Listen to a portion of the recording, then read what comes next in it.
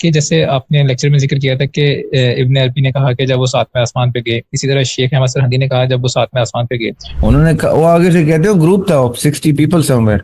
انہوں نے کہا جی ہم تو آپ خدا ہیں، پھر آپ جو مرضی سزا بھی دے دیں۔ اب یہ ذوالفقار جو ہے اس کی ہسٹری یہ ہے کہ آسمان سے اتری ان کی یہ تلوار، یہ دونوں اہل سنت اہل تشیع دونوں کتب میں، وہ تو ان کا تو کہنا یہ ہے کہ قرآن حکیم کی 2 تفاسیر ہیں، 2 اس کی آڈینسز ہیں، 2 اس کے معنی ہیں، ایک عوام کی اور ایک خواص کی۔ اچھا سر، آپ نے اس میں لیکچر میں کچھ سلسلوں کا بھی ذکر کیا تھا، تو میں دیکھ رہا تھا کہ ٹوٹل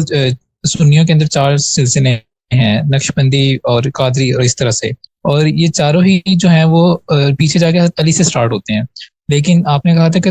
تصوف جو ہے وہ ابن عربی سے سٹارٹ ہوتا ہے، اور یہ بعد میں اسی کو کنورٹ کر کے اسپرچولیزم آیا اور پھر اس میں یہ سارے سلسلے سٹارٹ ہوئے ہیں۔ تو یہ مجھے سمجھ میں نہیں آئی چیز کہ اگر حضرت علی سے سٹارٹ ہوا ہے تو پھر ابن عربی کے بعد کیسے یہ چیزیں سٹارٹ ہوئی؟ نہیں، تصوف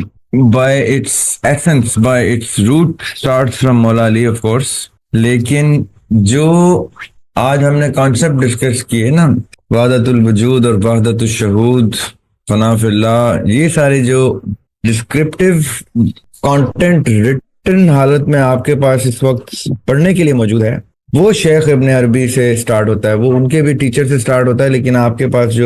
جس کو اس وقت تصوف کے تمام لوگ اپنا سب سے جید عالم مانتے ہیں، فرام ویئر اٹ سٹارٹس، وہ شیخ ابن عربی سے سٹارٹ کرتے ہیں۔ ویسے تصوف کا جیسے جو آپ سلسلوں کا آپ ذکر کر رہے ہیں نا، جو ہیں ولی، قلندر، قطب، ابدال، غوث، یہ جو ان کا ایک ہائرارکی ہے، یہ سب کے سب اپنی پوزیشنز جو ہیں جہاں پہ یہ فائز ہیں، یہ سب کے سب اپنا سٹارٹ آف دس جرنی مولا علی سے سٹارٹ کرتے ہیں، لیکن جو ٹیکسٹ ریٹن کی صورت میں آپ کو ملے گا اس کو پڑھنے کے بارے میں، وہ شروع ہوگا شیخ ابن عربی سے، اگر آپ میری بات سمجھ گئے ہیں تو۔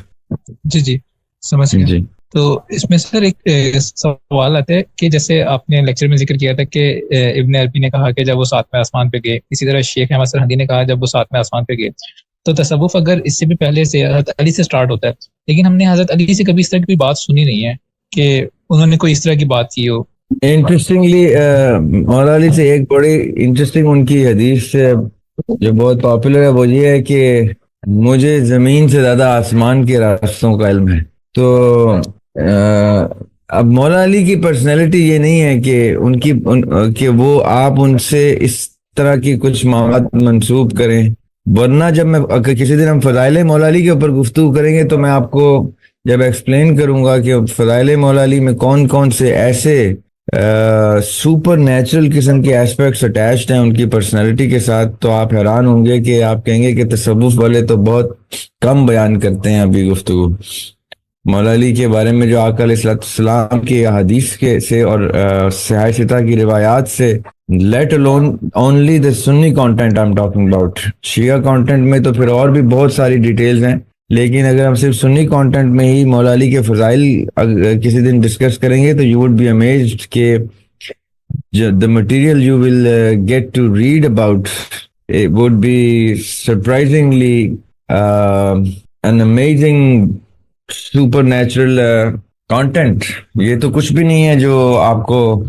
تصوف کی کتب سے ملتا ہے، آف کورس، کیونکہ مولا علی کی ذرا سٹیچر اور ہے، وہ اہل بیت ہیں، وہ آقا علیہ السلام کے ہاتھوں میں پرورش ان کی ہوئی ہے، انہوں نے بڑا کیا ان کو، وہ دروازہ ہیں اس علم کے شہر کا، جس شہر کو آقا علیہ السلام نے علم کو اپنے آپ سے منسوب کیا ہے، تو وہ تو اور پرسنالٹی ہیں، وہ اور امیج ہیں۔ آپ کو آج ہم بلکہ وہ بیچ دوسرا تھا، اس میں آج ذکر ہو رہا تھا کہ جو ایک گروپ تھا جہاں سے یہ سارا سلسلہ شروع ہوتا ہے مولا شیعان علی کا، ایک گروپ تھا عبداللہ بن سبا کا، وہ آ کے کیا کہہ رہا تھا مولا علی کو، اس نے آ کے کہا آپ خدا ہیں، نعوذ باللہ۔ تو مولا علی نے اس کو کہا آپ اس طرح کی گفتگو نہیں کر سکتے، اگر آپ یہ if you continue to say this، اگر آپ یہ کہتے ہیں تو آپ واجب القتل ہو جاتے۔ انہوں نے وہ آگے سے کہتے ہیں گروپ تھا 60 پیپل سمویئر. انہوں نے کہا جی ہم تو آپ خدا ہیں, پھر آپ جو مرضی سزا بھی دے دیں. تو مولا علی ended up burning those people alive. انہوں نے زندہ چلا دیا تھا ان کو ارتداد کی سزا دی تھی, کیونکہ ارتداد کی سزا آقا علیہ السلام کے قول کے مطابق من بدل الدین فاقتلوا, جو ارتداد کرے گا اسلام میں آنے کے بعد اس کو قتل کر دو. یہ حدیث ہے. ادھر سے ارتداد کی سزا موت لی جاتی ہے. مولا علی ended up burning them alive because they were calling نعوذ باللہ مولا علی گاڈ. یہ ان کی زندگی کی بات. پھر آقا علیہ السلام نے اپنے زندگی میں کہا تھا مولا علی کو کہ علی ایک زمانہ آئے گا کہ تمہیں لوگ اس طرح سے چاہیں گے جیسے عیسیٰ کو چاہتے ہیں, یعنی نعوذ باللہ ایک گاڈلی ریلیشن شپ اسٹیبلش کرے. اور وہ ہوا, ان کی زندگی میں بھی ہوا اور آج بھی ہوتا ہے. تو جو the side of مولا علی which goes beyond any explanation, یہ تو honestly speaking ہم انبیاء کی ہسٹری میں جب یہ چیزیں پڑھتے ہیں تو وہ نہیں ہمیں سننے کو ملتی ہیں جو آقا علیہ السلام نے روایات حدیث مولا علی کے بارے میں کوٹ کی, کیونکہ وہ ایک اور تصوف کا مطلب ہی ہے کہ وہ اور لائن کے پرسنالٹی تھی. ان سے پھر ایسی سپر نیچرل چیزیں ہیں. اب یہ ذوالفقار جو ہے اس کی ہسٹری یہ ہے کہ آسمان سے اتری ان کی یہ تلوار. یہ دونوں اہل سنت اہل تشیع دونوں کتب میں یہ بات کہیں نہ کہیں کسی نہ کسی حوالے سے مینشنڈ ہے کہ ذوالفقار آسمان سے. I mean there are so many things. کبھی میں وہی بات کر رہا ہوں, کبھی ہم فضائل مولا علی کی گفتگو کریں گے تو بڑی سپر نیچرل قسم کی گفتگو آئے گی. پھر یہ شیخ ابن عربی کا اور ان کے ٹیکسٹ تو آپ کو بہت چھوٹا لگے گا, بہت نیچے کے لیول کا لگے گا four if you talk about the tasawwuf side of مولا علی. This is one side you would be amazed about. ٹھیک. اور سر آپ نے لیکچر میں ذکر کیا تھا ایک آیت کا والذین کفروا اعمالهم کسراب بقیعۃ یحسبہ الظمآن ماء. تو اس میں تو جیسے آپ نے کہا تھا کہ جو صوفیزم والے ہیں وہ وہاں سے اپنا وجد نکالتے ہیں, لیکن وہاں پہ تو سٹارٹنگ میں ذکر ہوا ہے کفروا کہ جن لوگوں نے کفر کیا ان کے اعمال کے ساتھ یہ ہوگا. تو پھر یہ لوگ یہاں سے پریسیڈنس کیسے لے سکتے ہیں؟ دیکھیں یہی بات ہے نا. اب میں نے آپ کو بیچ میں ایک ذکر کیا تھا ایک اور چیز کا کہ شاہ ولی اللہ محدث دہلوی کہتے ہیں اپنی کتب میں, ایون ان کے جو پوتے ہیں شاہ اسماعیل شہید وہ بھی یہی کہتے ہیں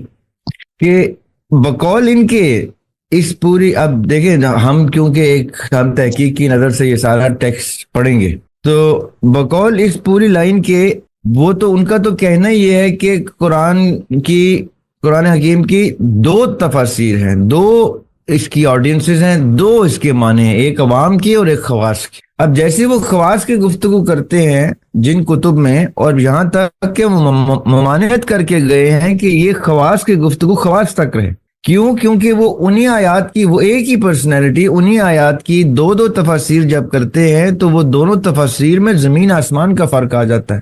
اور یہ وہ فرق ہے جو ایک ہی ورڈ سے یا ایک ہی آیت سے دو مختلف معنی ڈرائیو کرنے کا فرق ہے. جہاں تک اس آیت کا تعلق ہے تو اس میں اس کا میرا کہنے کا مطلب یہ تھا کہ اس آیت کو وہ یہ کہہ رہے ہیں کہ اللہ تعالیٰ کسی بھی شخص پہ انکشافات کر سکتا ہے, وہ اللہ تعالیٰ کی مرضی ہے, چاہے وہ اس کے اعمال اس چیز کو سگنیفائی نہ کرتے ہوں کہ وہ کوئی خاص آدمی ہے. اللہ تعالیٰ نے اگر کسی کو اپنا کوئی قرب عطا کرنا ہے قرب, تو وہ کسی بھی بات پہ کسی بھی اس کی طلب پہ ہی اس کو قرب عطا کر دیں گے regardless of the deeds that person may have. اور اس آیت کا مطلب بھی وہ یہ ڈرائیو کر رہے ہیں کہ ایک ایسا شخص جس کے اعمال اس طرح جیسے صحرا میں سراب ہے جو ریت کے سوا کچھ نہیں, جب for 30% there is no water, it's just it's sand. ایسے شخص کو پانی نہیں مل رہا اس سراب میں جب وہ پانی کی تلاش میں جا رہا ہے, لیکن رب مل جاتا ہے. مطلب ان کا یہ ایسے شخص کا کہہ رہے ہیں, لیکن وہاں پہ ایک کافر کا ذکر ہے. یہ کوشچن ذہن میں آتا ہے. یہی تو میں کہہ رہا ہوں, ایک ایسا شخص جس کا اچھے اعمال سے کوئی تعلق ہی نہیں ہے, کفر کیا ہے جس نے. اب اللہ تعالیٰ نے اگر کسی کافر کو بھی ہدایت دینی ہے تو اللہ تعالیٰ تو دے سکتے ہیں نا. کتنے ہی کفار کو ہدایت ملی ہے تو وہ ایمان میں آئے ہیں, وہ انہوں نے اسلام قبول کیا ہے, رائٹ. اب پوائنٹ یہ کہنے کا مطلب یہ ہے کہ یہ جو فلسفانہ تفاسیر ہوتی ہیں, یہ فلسفانہ تفاسیر جو ہیں مفسرین اس کے بڑے خلاف ہیں. ابن تیمیہ نے ایسے ہی تو نہیں تکفیر کی ابن عربی کی, انہوں نے باقاعدہ تکفیر کی ابن عربی کی. انہوں نے کہا یہ تو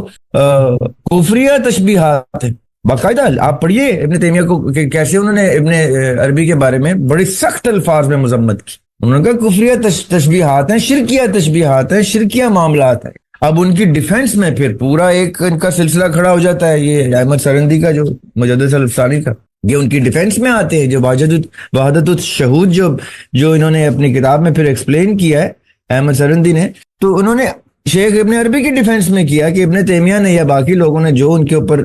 کفر کے فتوے لگائے ہیں وہ ناحق لگائے ہیں، وہ ان کا شیخ کا مطلب یہ تھا، شیخ کا وہ مطلب غلط لیا گیا، یہ ساری گفتگو ہے. اب یہ جو انٹرسٹنگ سی ڈیبیٹ ہے ان کی آپس میں، یہ علماء لیول پہ ڈیبیٹ ہے، یہ علماء لیول پہ تکفیر ہو رہی ہے اور پھر اس تکفیر کے ڈیفینس ہو رہی ہے. یہ ہم جیسوں کے لیے بہت ایکسٹریملی نالجبل تھنگ ہے پڑھنے کے لیے کہ اس لیول پہ جب گفتگو ہوتی ہے تو کس طرح سے ہوتی ہے اور اس میں کتنا مٹیریل ہوتا ہے ہم جیسوں کے پڑھنے، سمجھنے، سننے کے لیے، جانچنے کے لیے، سیکھنے کے لیے. ٹھیک ٹھیک.